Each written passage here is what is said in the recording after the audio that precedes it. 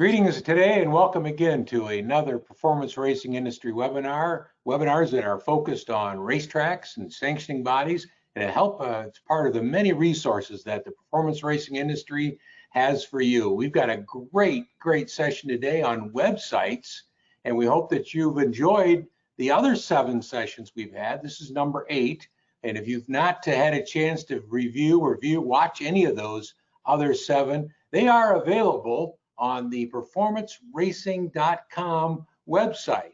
Click under magazines and you'll see a listing of the webinars that are available. But today's webinar is all about websites. My name's Tom Deary. I'm a PRI ambassador and pleased to be your host today for today's webinar. And we're going to cover some great subjects as we have in the past, but also when you go to performanceracing.com, make sure you stop by the COVID-19 page for the resources that the PRI folks have available for you as a track operator, both from dealing with the COVID. We have our 50 state updates where you can click on the state where you're located at to find out what the current COVID requirements are or any of the government orders that have come down recently. The Washington office keeps a close eye on that and updates that almost daily with the 50 state update. Also on that page is our track operator hotline. If we can be any of help to you in any way, dial that number. It will be answered, and we'll do what we can to help you either through a situation, understanding, or direct you in a certain direction. But we've got a great panel today talking about websites, and let's get a chance to meet our panelists today. From My Race Pass, we've got Josh Holt, and from Firethorn Marketing, Clint Dahl. And these two gentlemen, they know motorsports and they know what your business is all about. They've been in it for a number of years. Let's meet our panelists today. First up, from the Firethorn Marketing Company, he's been around for a long time, does hundreds of websites for racetracks. It's Clint Dahl. And Clint is a great friend of racing. Clint, good afternoon and welcome to our panelists today. Hey, Tom, thanks for having me. Really excited about being able to do this for everyone at PRI. So yeah, Firethorn Marketing, we've been in business for 17 years, helping racetracks, series, manufacturers, everyone involved in motorsports with their online marketing and web presence. So we certainly have run across our fair share of knowledge, information that we're always willing to share and help with, and looking forward to doing that today. Great, and welcome, Clint. Also, our second panelist today is from My Race Pass.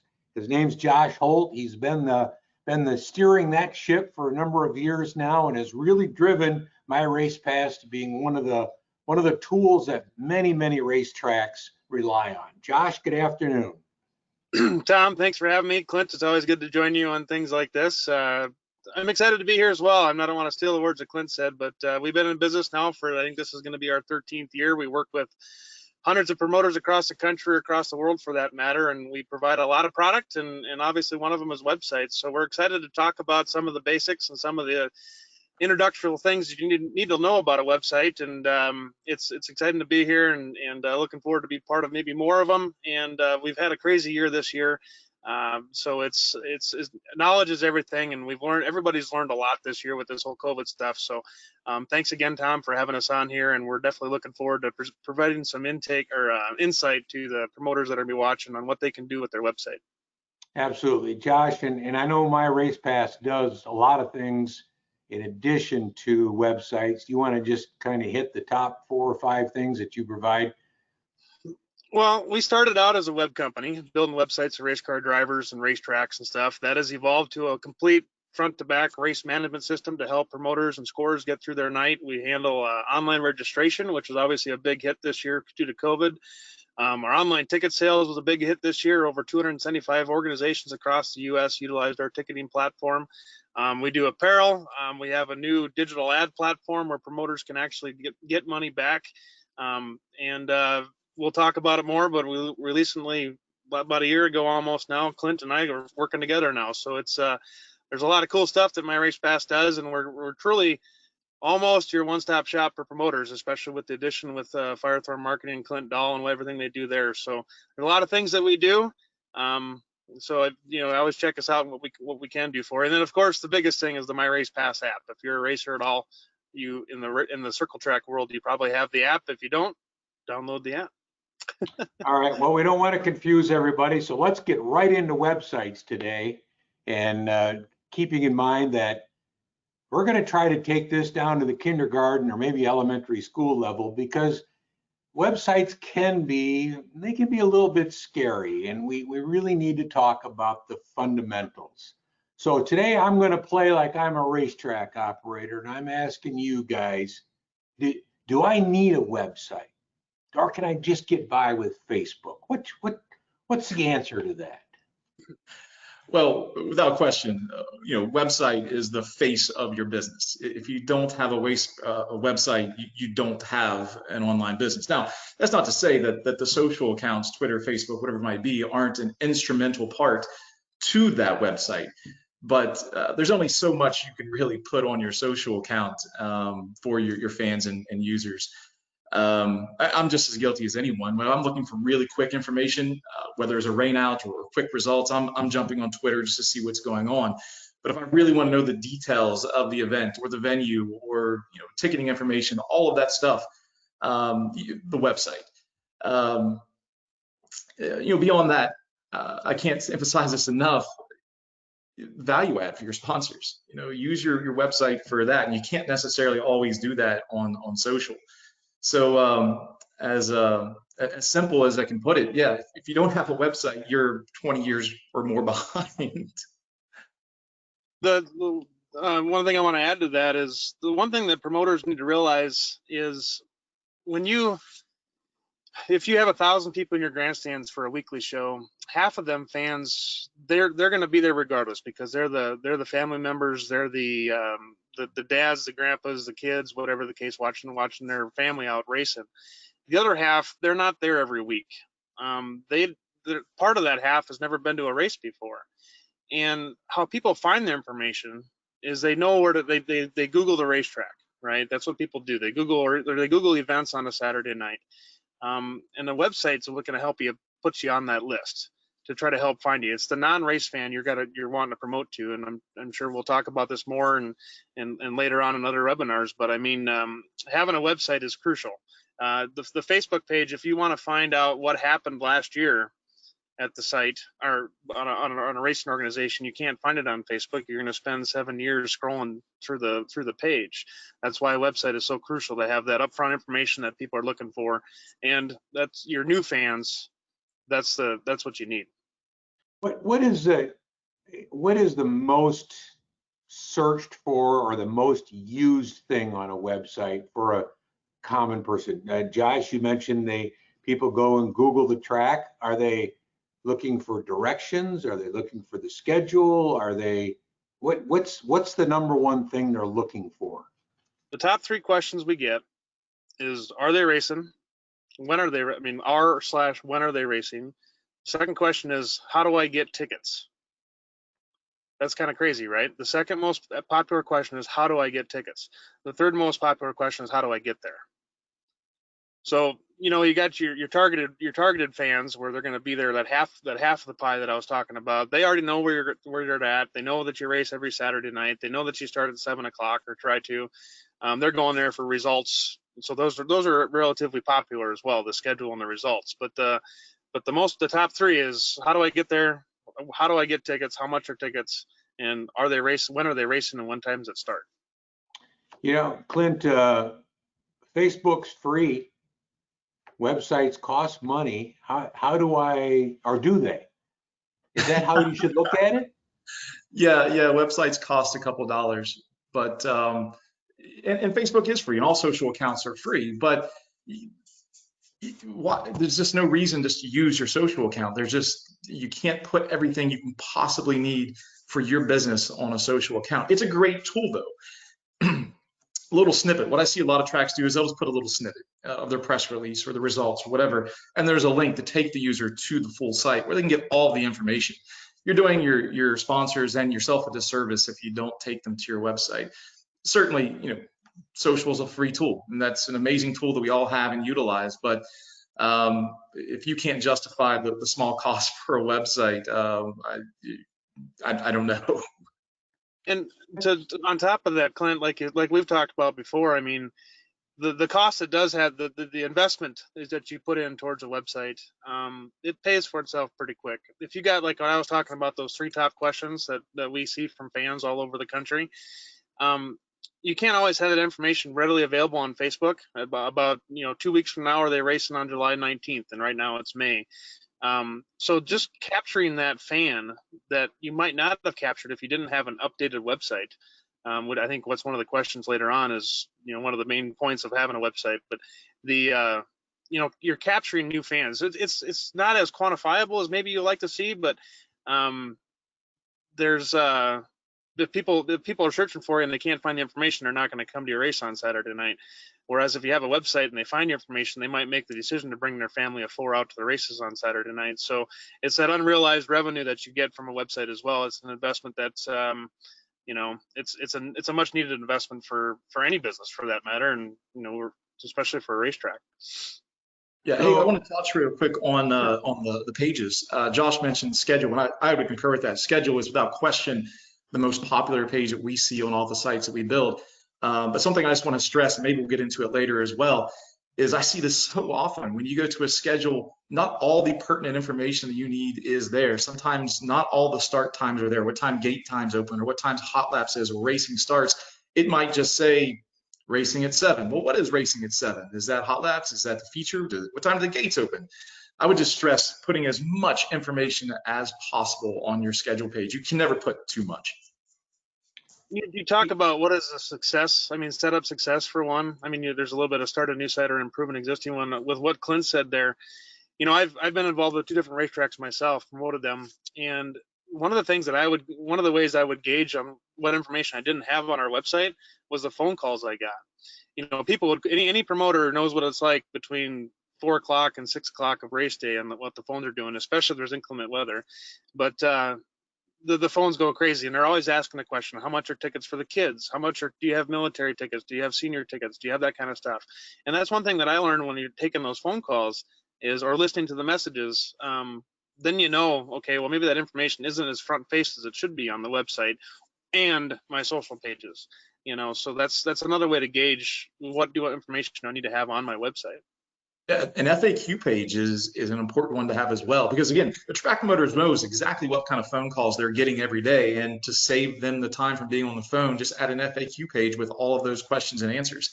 We have a default list we send to all of our clients, and of course they fill them out, but we also ask them, well, surely there's more questions than what I'm just sending here, so add in what you want, and you can always add to it later. But yeah, an FAQ page would certainly save a promoter a lot of time answering phone calls or emails on a race day.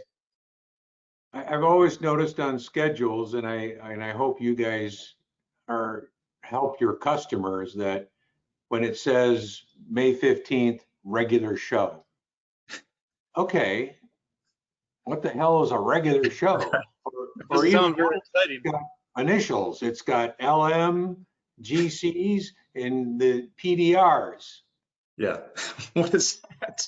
What's the assumption there that causes people to do that, and how do we steer them away from that assumption? I want to interject here. What you just said there happens way too often, and we try with all of our clients to explain to them. There's 2 things you hit on. One, regular show. Nothing is regular. I mean, you're a promoter. I don't care if you're doing 10 events a year or 100 events a year. Every event has to be special. Because if I have my family of 4, for example, and we want to go to a racing event because we heard about it, it was kind of cool, and we see that this upcoming weekend is an opening night or a race night, but it says regular show, it's like, man, I kind of want to go to a fancy one or a special one or something like that versus a regular show. Everything should be special. I don't care if you call it the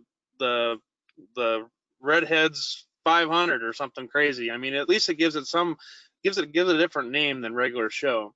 And what you said, Tom, about the LM, SS, 410, 360, you'll see those abbreviations a lot. And the problem with that, I think, with a lot of promoters is and I've been guilty of it myself, years ago, is you get kind of tunnel vision on thinking that your only clientele is the people that know what's going on. And what promoters have to realize is what I said earlier about half your grandstands, they don't know what's going on. They don't know. I mean, a lot of them don't know what a late. I mean, there's a lot of new fans that can't tell the difference between a late model and a sprint car. Believe it or not, they sure as heck can't tell the difference between a 360 and a 410, or a B modified and an A modified, or you see some of them cool names like a Thunder Bomber or whatever. That sounds cool, even though we all know as racers, a Thunder Bomber is your entry level class probably, and but your non-race fan. I mean, you got to market your non-race fan, because the non-race fans, there's millions of those, millions upon millions upon millions of those. Your race fans, there's a lot less of them. And I think that's one of the problems, Tom, is a lot of the promoters they're thinking they're just going to target their current race fans, and that's, you got to do that, but also think of the people that don't know the difference between a late model and a sprint car. Yeah, one thing about websites that a lot of tracks can take advantage of, but for some reason don't, that we're all visual creatures, right? So just as you're saying, late models, limited late models, Thunder Bombers, well, what is that? They've got 1,000 photos of those in their archive. They can literally just upload to their site. Again, as I mentioned earlier, you can't put too much content on your schedule page, and information is everything. So take a picture of a Thunder Bomber or a 4-cylinder or a 360 sprint car and put up there so that the non-racing fan knows exactly what they're coming to see. How important is the domain name?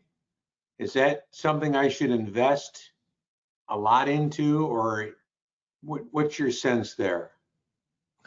My take on that has been this: pick one domain that works. Now look, there's some domains, if we try to go get I don't know, ABC Raceway, well, it's already taken.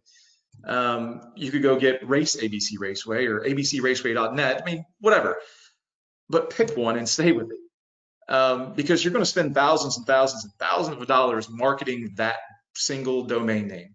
If in 4 years a new track promoter comes in and takes over, they want to change the domain name. Well, the previous owners just spent years and thousands of dollars marketing that domain name. Why would you do that? So in my personal opinion, I've always told promoters, especially new ones that have come in to take over a track, that have wanted to switch domain names, just stay with the same one you have. It's going to save you a ton of headache in trying to re-promote and remarket a completely different domain name. And you've confused the search engines at that point probably too. So yeah, I think domain names are certainly important. Picking the right one. Sometimes we don't always have the availability of inventory or the right one that we really, really want, but find the best one and stick with it. And don't change it. It's like your brand, right? So Google looks at that as your brand. I mean, the domain name isn't everything for high ranking on search engines, but it's certainly a good start. I mean, if your racetrack is Acme Motor Speedway, you don't want to have the domain name of P17 Promotions, because it doesn't really mean anything. You can have multiple domains pointing to a single domain, but you have, like what Clint said, that's very, very important. It's just like a brand or a logo. I mean, our My Race Pass logo, we've spent a lot of money and a lot of time getting that logo in front of people so they can recognize that logo, just like McDonald's and the arch, right? They've spent millions over the years building that brand with that logo with the arch. Domain names are very similar. That's why Clint said that. If you take over a racetrack and somebody had the domain, Acme Motor Speedway, and you wanted to be something different, well, keep that domain, because that's already there, and it's, at the end of the day, if it's what people knows, that's what people know, that's what people know, and that you don't want to change it. All right, let's shift gears a little bit here. We've figured out that we definitely need a website. We've got the key things that we need. Now it gets down to, in the simplest form, some of those design principles. And what should a track operator have in his mind when he's having that conversation about what I want it to look like? What are the key things? In my opinion, there's just a few things that are extremely important. One, simplicity. Just keep it simple. It doesn't, I mean, you can have the most elaborate looking website in the world, and if a user can't navigate it or figure out to find the schedule page, what's it worth? So keeping the navigation simple. Another thing is, I've heard a guy say this before, we work with race cars. Race cars are cool. Why wouldn't we use every possible action photo to sell that excitement to the end user? So one, simple navigation, clean, simple site, build in action photos. And I think it was Mike Lipinski may have said this. Don't put a picture of an adult male in a greasy onesie, a driver uniform, on the homepage of your website. That's not exciting. You know what's exciting? Race cars are exciting. Put race cars on the homepage of your website. So for us, keeping things simple, easy to navigate, building in action and excitement, sell your ticket to the user. Yeah, those are kind of the main principles I would go with is navigation, keeping it simple, and building a lot of action and excitement into your site. And I'll say this too. I always like to make crazy, weird analogies. So let's just say you're walking down the street and you're with your wife, and to the left you see a restaurant, doors falling off. Yeah, looks a little questionable if you go inside. You might get stabbed. I don't know, maybe. On the other side, there's a restaurant, freshly painted, lights are on, people are out front having fun, good time. Which one are you going to choose? You're going to choose the one that looks like you're going to have a good time. So make sure your website looks like people are going to come and they're going to have an amazing evening with their family. That's spot on. And the only thing I would add to that is, you know, promote fun, right? You want to promote fun. If I'm a dad and wife and family of 3 more kids or whatever, for example, I want to make sure the kids have a good time. I want to make sure the wife has a good time. And so I always suggest, if you got photos of lots of fans having fun, that's always a good thing too. So like a lot of the websites we do have rotating photos in the background or whatever. We try to have those action shots. We try to have those to promote the fun. You know, how fans, you know, cheering, having a good old time with their hands up in the air, or big smiles on their face, or the best looking hot dog you've ever seen in your life. The guy just mustard all over his face. I mean, that's fun, you know. So just keep it fun, and the design aspect, and what Clint said about navigation, that's so important. We look at it as the Facebook approach. When I say that, there's a long story behind it, but basically, when you go to a Facebook profile, you know where to click on everything. You know where everything is at. You're going to the whatever sanctioning body or series or track website or Facebook page you're on. You always know where to look for stuff. Consistency. It's like the McDonald's hamburger. It's always the same, and it's the same in Europe as it is here in the States. So I mean, having the consistency, you know, that's one of the reasons why we do what we do, and Clint does what he does the same way. But can they find what they're looking for? So you talked about those 3 big things that people are looking for. Tickets, how to get tickets, how do I buy tickets, what time does stuff start? So phone number information, that information should be front and center somehow. A big button that says buy tickets. An area that's very easy to find the schedule or upcoming events for those people that want to see what's next. It's just the design aspect. Not only does it need to look fun and look exciting, like the restaurant example that Clint used, but it also has to, in your face, what are the most common things clicked? Well, I want to sell tickets, right? And I think we're going to talk about that as far as how to monetize your website, right? But so that button needs to be in their face, or it needs to jump and, you know, yell at them and say, hey, click me, because that's what people are looking for anyways. Yeah, and I would say this too. The one thing we do at a lot of our sites is the big, exciting energy photo that is on the homepage. It's not a press release from last week's event. That doesn't sell you tickets. It's the excitement, the energy from this week's events with the schedule details right there. One click at least to all the schedule details. So that main thing on your homepage, maybe not let it be last week's press release. Maybe let it be a pre-event press release or a pre-event graphic that informs the users of what's going on. And Josh is the same way. When we build sites on the MyRacePass app or the website platform, it's automated. So your event is over on Saturday night. Well, as soon as that event is over, it automatically rotates to the next event details. So you don't really have to do anything. It's automated for you. So make sure that happens. That's certainly what we do, is make sure that the primary focus on your website is not last week's press release, but this week's event to sell tickets. You guys have seen a lot of websites. What's some of the absolutely do not do this? Give me 1 or 2 things that do not do on that front page or that opening page. Do not do this. One, and I'll keep going back to things that Mike, and I hope I'm pronouncing his last name, Mike Lipinski. He's always made some really good points when we've chatted. Racetrack owners are not in real estate. Don't put an aerial shot of your web or your racetrack on the front page of your home site as the primary thing. No one cares what it looks like from 500 feet. So that's other something, than you. yeah, other than the person that owns a track, right? No one cares about that, so don't do that. I think I would go back to some of the things that I've said before as well. Is don't clutter your navigation. Don't make it complicated for users to find that information that's important to them. Make sure don't put a picture of an adult male in a greasy onesie. It's not exciting. Things along those lines, I think, are probably the things that I would stress the most. I think you forgot middle-aged, overweight adult male. Yeah, I think you said that. Yeah. Some of the stuff, there's obviously billions of websites out there, and there's, in the racing world, then you narrow it down to the racing world. I'm going to stress that new fan a bunch. That new fan that's never been to a race before, you need to turn them into that diehard race fan. If you have a website that looked like it was built in 1990, that's not good. That they have the little race car falling around the mouse. If they have the sound going when you do certain things, or like a big roaring sound or something, that was cool a long time ago. It's not as cool anymore.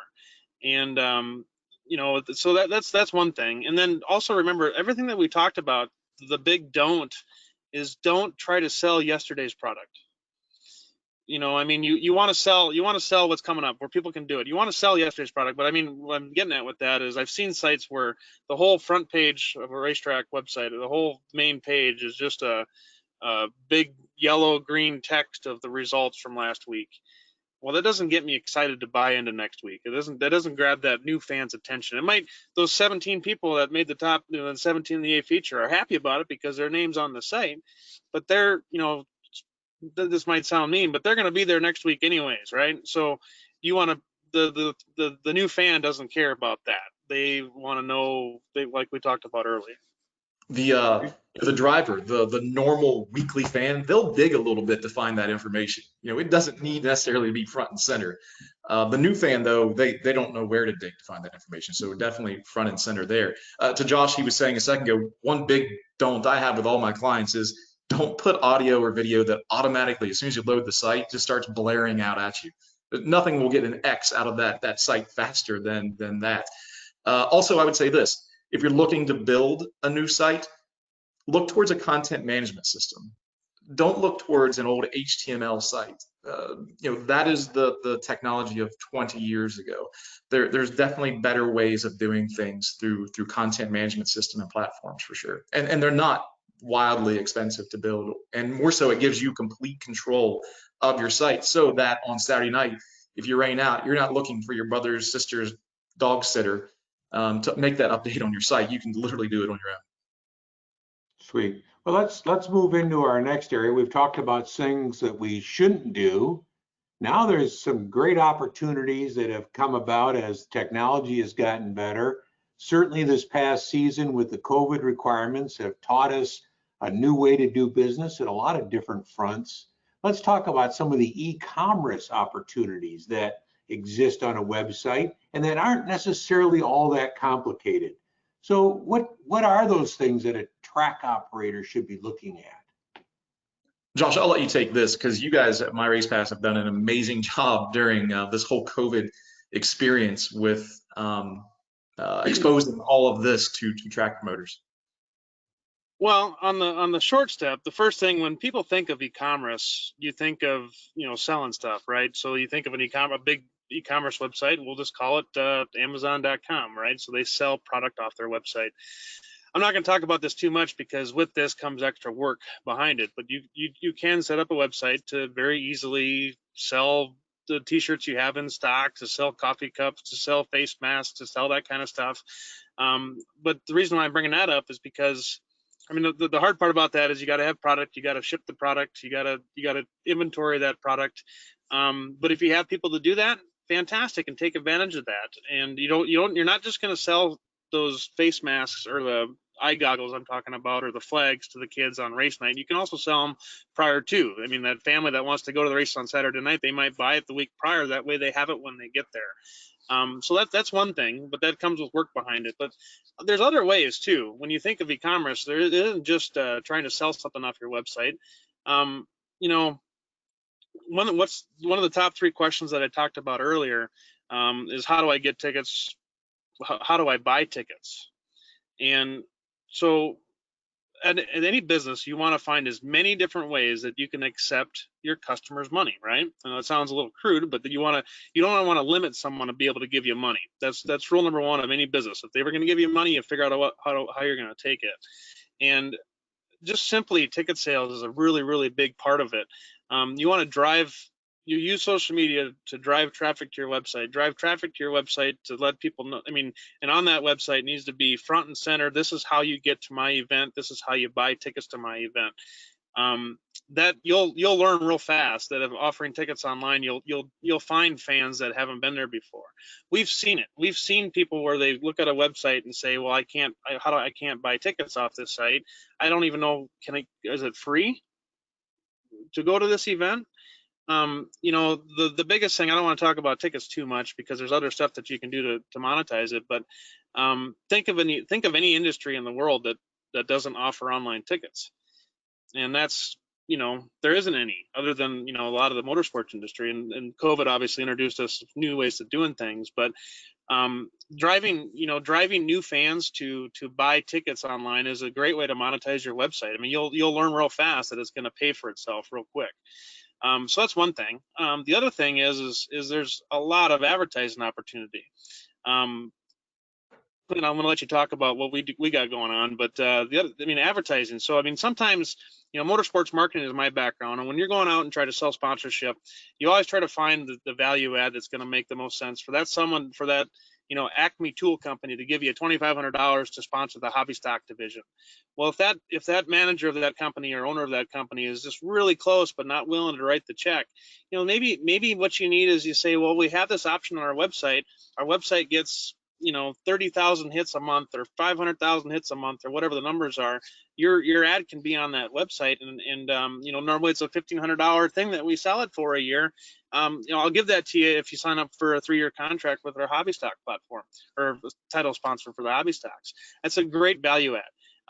We have a lot of companies that will sell ads to help monetize the site. And then with that being said, Clint's got, with our new company, MRP Digital Ads, there's another way that you can actually generate revenue without having to try to sell it. And I'm going to let Clint talk about that. Yeah, so digital advertising is a massive part of any online presence. And we've recently formed a new company called MRP Digital Ads. And what it allows tracks to do is place ad tags on their site, intrusively, that will generate revenue from industry-related banner ads. So for instance, QA1 Shocks, Strange Engineering, Sunoco Race Fuels, whatever it might be, they're going to pay you to put ads on your site. You don't have to do anything. Literally, you don't have to do anything besides cash a check. So we've been doing this actually through another a business called One Motorsport. MRP had their own ad network. We decided instead of being 2 different ad networks, let's just combine into one and just make it better for everyone. So if you're a track out there and you have space on your website that you can put ads, we'll send you the ad tags, you put them on there, and you start generating revenue. Now, look, no one's going to fund their entire race season off of this, but we have tracks and entities that earn $3,000 or $4,000 a year without question, just by running ad tags. And again, if for instance there's a sponsor that conflicts with an existing advertiser through MRP Digital Ads, we can exclude that from being on your site. So for instance, if you're a VP race fuel track and Sunoco is an advertiser, we can exclude the Sunoco ads from being on your site. So yeah, it's a great tool to generate revenue without really doing anything.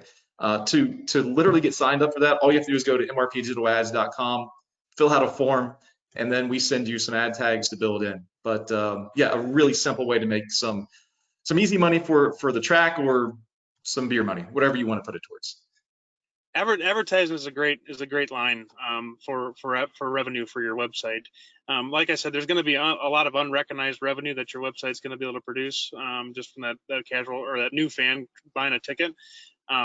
But advertising is a big one. Apparel is a big one too. That's something else that we do that we ship it out for you. But it's, there's things that you can do. You can sell product. You can sell your tickets. You can, if you're doing registration for big events, you have links for registration on there to get your drivers to prepay for the registration, whatever the case. That's people are going to go to your website to accomplish those goals, and a lot of those goals can have revenue behind it. So yeah, we've actually seen clients that will build into their e-commerce, a product for a 4x8 billboard or whatever it might be, so that sponsors can literally go to the site and just buy the advertising that they want instead of having to reach out to you or just make the payment online, however it wants to be. Yeah, there's really just an unlimited amount of things that you can do with e-com, and it's not something you should be scared about either. It's a very, very simple process. Really, the only thing that a track or a series needs to do is create a payment gateway, and that's simply a way to bridge the gap between the software and your bank account. And you can get that set up through Stripe or Authorize.net or even a PayPal account in the course of one day. It's really simple. And we'll gladly help you with it too, I should say. Of course, of course. I want to mention this. Remember this, with e-commerce or being able to monetize your website, most businesses, brick and mortar, you're open from 8 to 5. If you're at the racetrack, taking in the office, you're in the office from 8 to 6 or whatever, taking tickets over the phone or selling a t-shirt over the phone. I buy most of my stuff between the hours of 7 p.m. and midnight. And I buy a lot of stuff online. And raise your hand if you've ever bought something online. Everybody has, right? So, I mean, outside, it's opening your business up 24/7, 365, being able to offer product whenever you want it without having to take that phone call. That's and that's certainly, if COVID hasn't taught us that this year, the importance of that stuff, it is certainly the trend of the way things are going. And if you're not making that part of your website, then yeah, obviously that's something you really need to be looking at. And I know you've talked about sponsors on the ad or on your website, or enhancing a sponsorship or agreement with spots on your website. But now we've got to make sure we got people going to our website or marketing our website. So I want to go to the next session, which is really taking that whole concept of website marketing and exploring into that. What are the parts of that fit into what a weekly racetrack can do or has been able to accomplish? And part of that is, you've got, as Josh, if you mentioned, you've got people that just want to find information. But how do I get other people? How do I make my website a part of my promotional effort? Well, there's still we're big on digital advertising for everything that our company does with My Race Pass, and we don't have a billboard along the side of the interstate. We don't do radio ads. We don't do newspaper ads. That avenue, that campaign still exists for racetracks. It's just a matter of, no matter what you do, no matter whenever, if you're doing radio ads because you're giving away free tickets to the radio station to talk about this coming weekend's racing, they got to drive the website. You drive the website domain. That's why domains are important too. You don't want to have supercalifragilisticexpialidocious.com because they're never going to be able to spell it, or can they remember it. The racetrack.com would be awesome if you could have that, right? You want to, there's other things you can do, but some of the stuff that, to not scare you, you can just make sure you're driving every message that you put out, every poster that you print, every sponsor that works with you, make sure they have a card or a flyer that talks about, go to our website, offer a reason to go to your website for those new fans. Maybe they go there, maybe they buy a ticket online, and maybe that ticket includes a half off their Budweiser first time, or they're half off their hot dog, or a free kids ticket or thing, but you got to go to the website to do that. And when you just got to drive that website. Now, the other things that you can do, that gets a little more complicated, but with search engine optimization and search engine marketing, that kind of stuff. But the biggest thing there is rely on your web development company as to the best you can, no matter who it might be, and make sure they're driving your events, and make sure Google is finding that there's events coming up this weekend. That's important. But all I can say, you're already doing a lot of these traditional advertising campaigns with the radio, the TV, potentially. Maybe you're doing YouTube videos. just drive that website domain, drive that website like it's going out of style. It doesn't, nothing else matters to, for the greatest deal in the entire life you've ever seen in your life, go to, you're not going to say what it is, but you're going to go to, mytrackwebsite.com. You drive that domain, drive in everything that you do. That isn't changing what you're doing now. It's just making sure that every message that you put out and how all of your traditional advertising that you're doing, you drive that website. Yeah, I would even add this. This is where I'm going to pat social media on the back a little bit. Is that social media marketing is one of the best ROIs we have necessarily on some of the other businesses we work with. Purchasing ads on social media or finding an influencer. Every driver that comes to your track, even some fans, they have a lot of followers. Just ask them to post something about your track. It's going to reach a lot of non-fans. It's that little snippet that clicks on the link then that takes them to the site.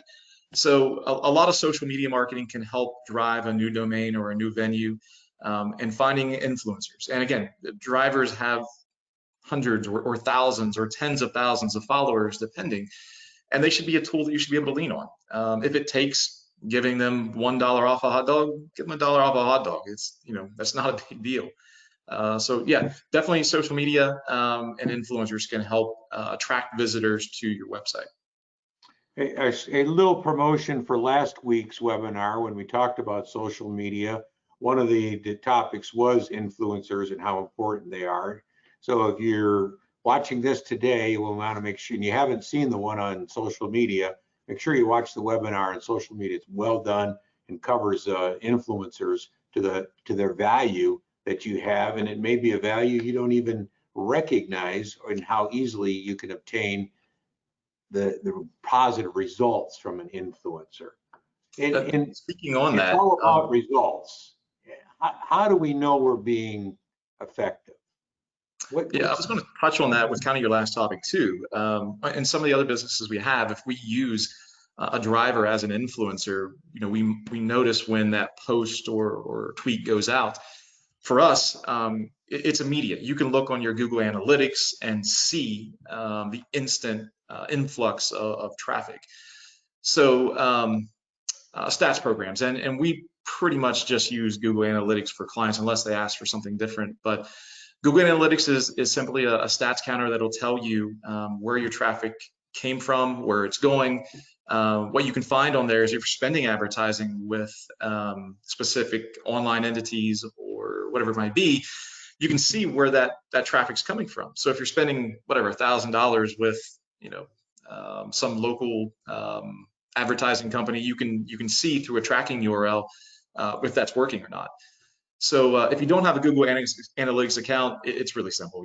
Most of us already have a Gmail or a Google account. You just sign up for one, and then you provide a snippet of code to your developer, and they'll plug it into your site, and then all of that data will start calculating for you, and you'll be able to see real-time results. That's the neat thing about Google Analytics and other stat programs as well, is that you can see real-time results.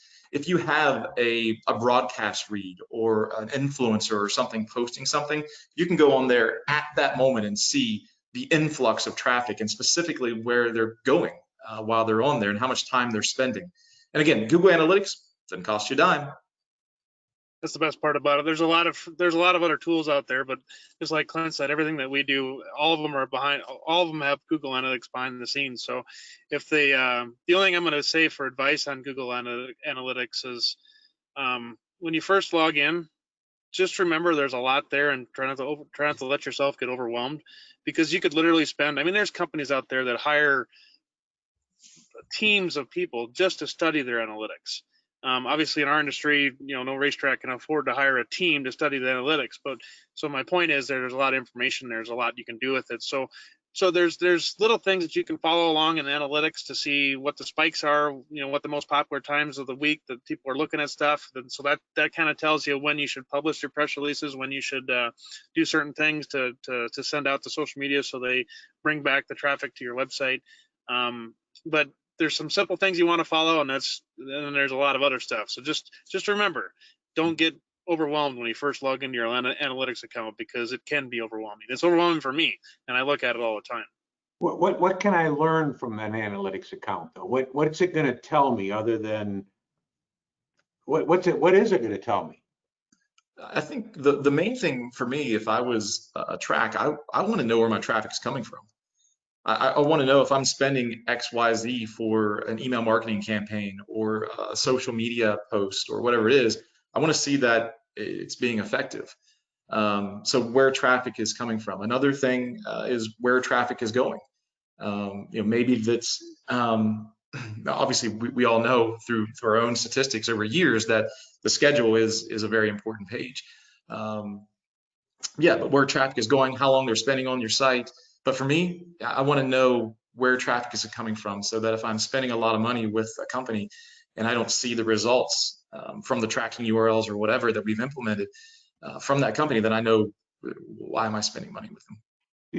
I get emails all the time for SOE companies that think they need to help me for a fee get to the top of the Google search. Does that even apply to what we're doing?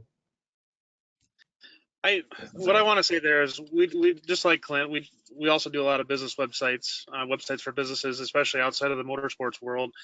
They're trying to sell we'll just say they're trying to sell a tire, right? There's hundreds of thousands of companies that sell tires. So they're going to spend a lot of money trying to promote the fact that they sell tires. In the event world, how many events are going on a Saturday night in your location? So it is relevant. I mean, you can, but I call it, search engine optimization. You can, there's a big hole there. Like it could be a very deep, dark hole, because I know companies that will literally spend $250,000 a month on SEO. We spend zero. We rely truly on social media marketing. We rely on email campaigns. We rely on the billboard at the racetrack I'm talking about my race pass. We rely on our own email marketing.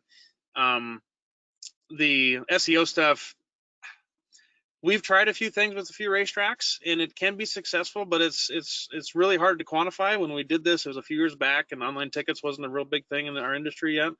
Maybe now it'd be a little bit different. It'd be fun for us to try, but it can be, when I say a very deep dark hole, is if you spend $50 a month, it really isn't going to do anything. If you spend $500 a month, it might do something. But like I said, I know people that spend, I know businesses that spend literally hundreds of thousands of dollars a month on that, and obviously that's not in our circle. So for now, I mean, I would practice everything that you're used to doing on your traditional marketing. Utilize social media. Digital advertising is important because, like what Clint was saying, you like to know where you're coming from.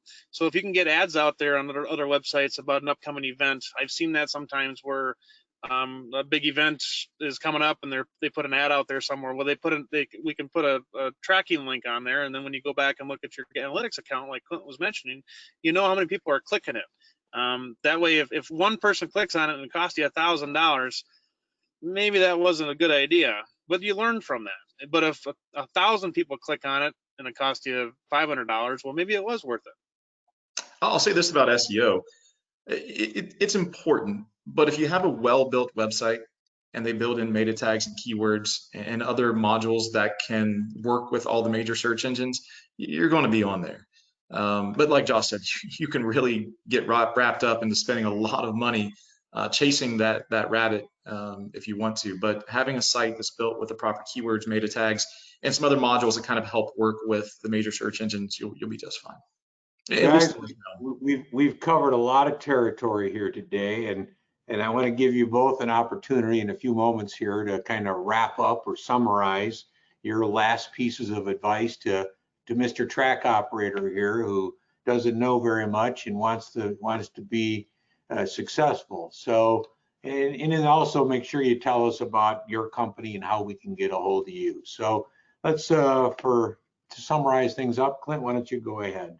Yeah, I think what most track operators should take from this is that websites aren't a scary thing. They're really not. They're a simple thing, especially if you have someone working with you that understands the industry and specifically the needs of a racetrack or a series.